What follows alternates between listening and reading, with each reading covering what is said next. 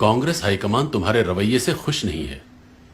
अगर तुम जंग में ब्रिटिश को मदद नहीं करने के अपने फैसले पर अड़े रहोगे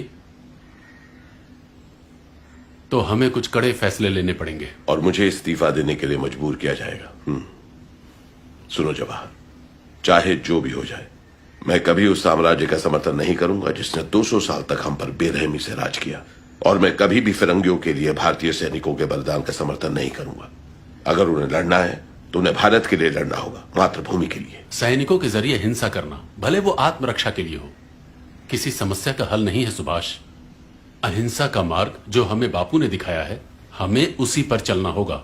आजादी कोई भीख नहीं, यह हमारा अधिकार है, और अधिकार मांग कर नहीं, छीन कर लिया जाता है। तुम्हारी सोच एकदम गलत है सुभाष। हिंसा से कभी कुछ हासिल नहीं होता। भारत की आजादी का एकमात्र उपाय है अहिंसा।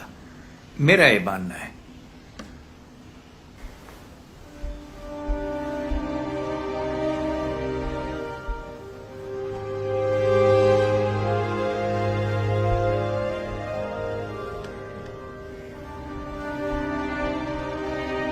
मुझे माफ कीजिएगा बापू, मैं आपसे सहमत नहीं हूं। आप लोग अपने तरीके से आजादी के लिए लड़िए, मैं अपने हिसाब से लड़ता हूं। मुझे आशीर्वाद दीजिए कि मैं आजादी छीन कर आजाद हिंदुस्तान में वापस आ सकूं।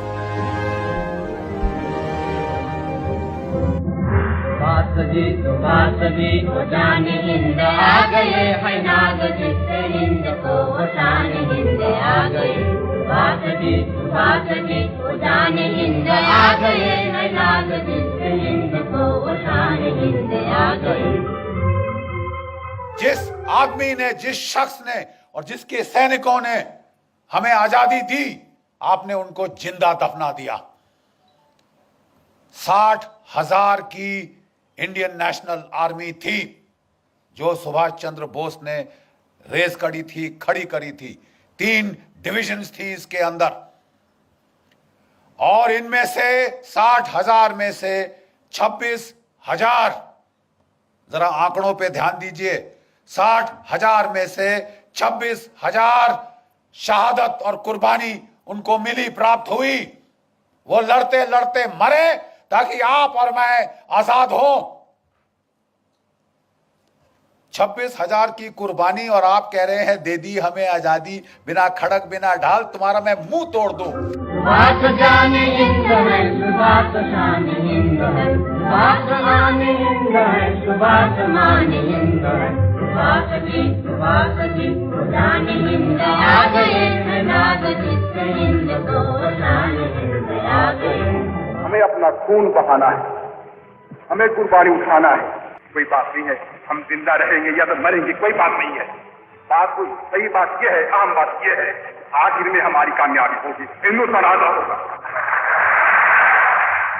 हमारे अतीत में छुपा हुआ एक बहुत बड़ा धोखा है। ब्रिटेन ने भारत को आजादी दी, इसकी बड़ी वजह थी आजाद हिंद फौज के सैनिकों के बलिदान से पैदा हुई राष्ट्रवाद की भावना।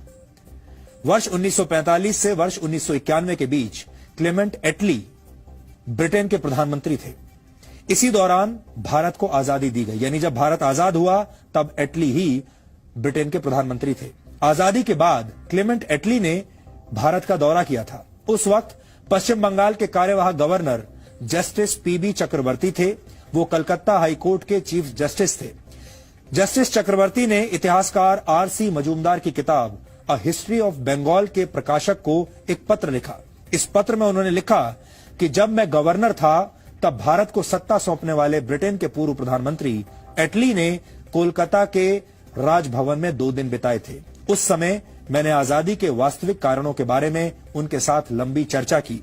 एटली के लिए मेरा सीधा सवाल यह था कि महात्मा गांधी का भारत छोड़ो आंदोलन कुछ समय पहले ही खत्म हो गया था और 1947 में ऐसी कोई परिस्थिति नहीं थी कि ब्रिटेन को जल्दबाजी में भारत छोड़ना पड़े।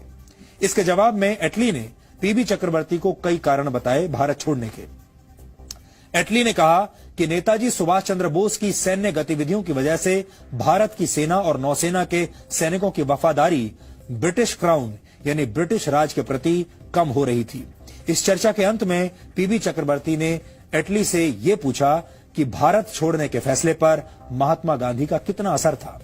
इस सवाल को सुनकर एटली ने मुस्कुराते हुए सिर्फ एक शब्द का इस्तेमाल किया और वो शब्द था मिनिमल, यानी कम से कम।